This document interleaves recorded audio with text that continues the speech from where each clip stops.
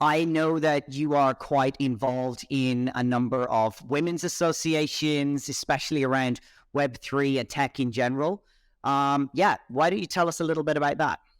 Yeah, super happy to share. And I I mentioned, right, I am studying about the metaverse and it's recent.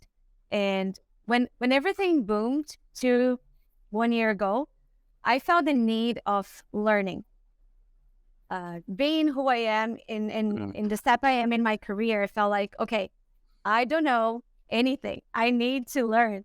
And it was a great surprise. I remember being in NFT Rio, and one person approached me telling me that she was part of this women-led Web3 community and that she really wanted to know if I wanted to join. So we arranged a coffee and she started explaining everything about the community. The community, it's called Eve NFT. And I was amazed. I was like, okay, this just started and there is already a women-led community focused on not just, creating NFTs, which especially the amazing NFTs made by an amazing artist with a bunch of, NGO contribution, as well as like a lot of educational value. And that was where I was the most interested because I was like, yes, I don't know if I can educate anyone, but I'm ready to join this community to learn. And it's impressive when you go to those type of women-led events and you start, talking with other women and like, do you know what you're talking about? And they're like, no, I have no idea. And you feel comfortable to say you don't know.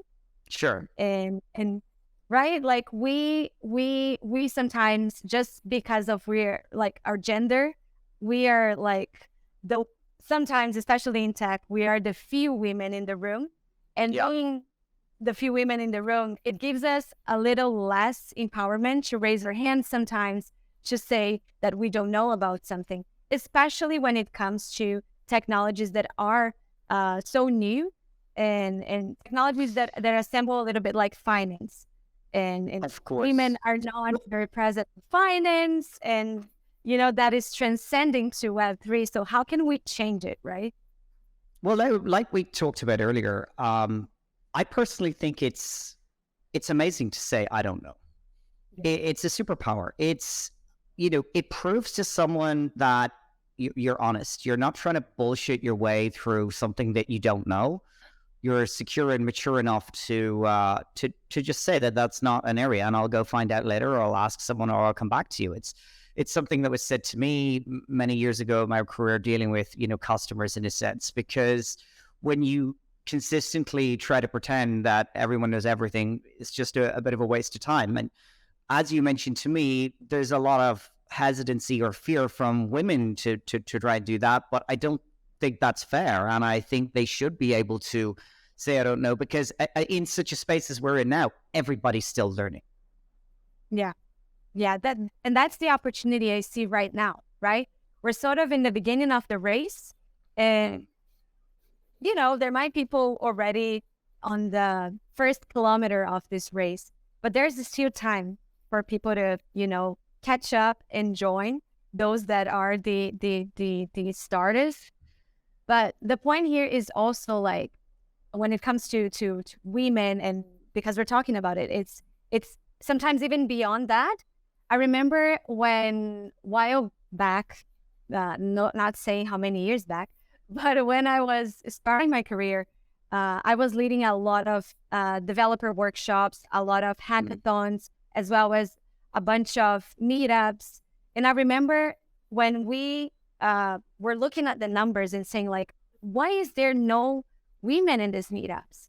Well, the meetups used to happen during night time. So from 7 to 9 or something around that, because people work during the day. But women have kids sometimes. Yeah. Where are they gonna leave their kids with, or at home? The second point is, for a woman that does not live very close to wherever the meetup is happening, sometimes she needs to take 2 trains, 1 bus, metro, this and that, and sometimes walk alone on the street. It's definitely not safe to do that in big cities, and not even in small cities anymore. So women have a bunch of like obstacles that sometimes don't allow them to go to those type of events. So I remember doing things such as paying them the Uber to go, so they don't have to take all of the public transportation, and they can, arrive and go back to their home safe. The other thing we tested was, bringing sort of like kid care. So we would have like a space for the kids, so the women don't have to not go. They bring their kids, and we have a space for the kids and someone to take care of the kids while they can, learn. So those are very specific aspects that's the beauty of diversity, right? Maybe if there was not me leading these meetups, a bunch of other people wouldn't understand that this was an issue. But being on their shoes was really interesting for us to understand how can we bring them more often. And there is another point that imagine if you are transgender and you don't feel comfortable sometimes to raise your hand, talk about that you are transgender, and when you are in a cozy space in which you feel safe, you feel more open to not just say that, because at the end of the day, we're humans. We want to share not just about like professional, but we want to share about our lives. But then you feel more comfortable to open, to share, to say what are your challenges, to say you don't know, to say maybe you were never comfortable to go to a room filled with men, and now you feel more comfortable because you feel safe. So I think safety is something that it's a big obstacle still today for a bunch of things to explode when it comes to women being more part of communities in general. So when it comes to women in Web3, I mean, we've all seen it. We've all gone to the conferences, and it is a incredibly male-dominated area. But like I mentioned to you, I know a number of women in Web3 who are at the absolute top of their field. They are amazing. They do the conference circuit. They're speaking. They're on panels. They're moderating. They're presenting. They're running their own companies, be it advisory, marketing, PR, even development. And I've always looked at these couple of few women that I know of, which I really will be bringing on a podcast, and they've turned it into an advantage. Instead of kind of going, oh, I'm only one of the only women here and blah blah blah, they've kind of gone, let's own it, let's run with it. And I think and I've said this to a couple of friends of mine who are interested in the space and thinking about getting into it. Don't be afraid. Just try and make it your superpower and try and run with it. And I've seen it done so many times. It's important for women to see themselves in other women. That's how important it is for conferences that you and we currently go to see women on stage, because seeing someone on stage helps me to think like, okay, if she was able to do it, maybe I'm also able to do it. And it transcends, right? We were talking about it before. If I'm a Black girl and I see a Black woman over there, I would think like, okay, I can do that as well. Like she was able to do that. We all have a bunch of obstacles. A lot of people way more than us.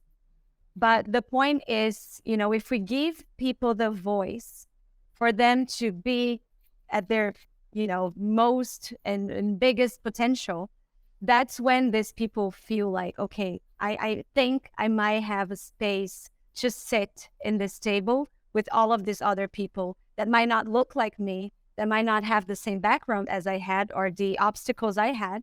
But, I can see a light at the end of the tunnel. So, yeah. But there are some amazing women in the space. I mean, Kathy Wood is one of my favorites. Ark Invest, she's an absolute legend. She is so switched on, and I really love what she says.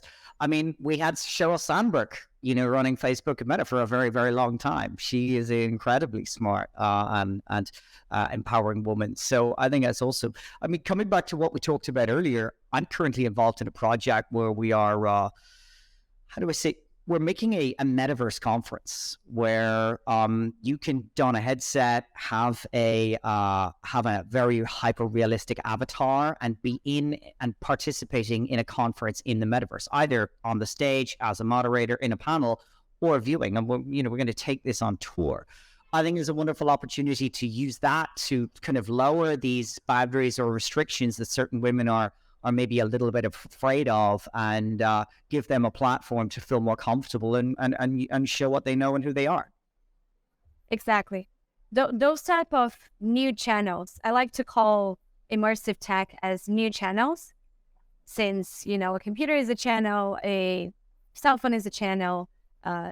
There's new channels, they can really empower people. They can really empower people to, be a little bit less afraid with themselves, feel a little bit less fear. It won't remove, right, the feelings, the empowerment, or give empowerment immediately, but it does help. The other thing that I believe, especially when, we're here probably talking to a lot of people that have some kind of influence in the market, to whenever you're doing a conference, just look at the list of your speakers and think to yourself, like, does this represent the world ratio population between men and women? And just having that in the back of your mind, because yes, we have a lot of great women on Web3, immersive tech, name it, but there is still way less than the percentage of men. So it is more challenging to fill a list equally, 50-50.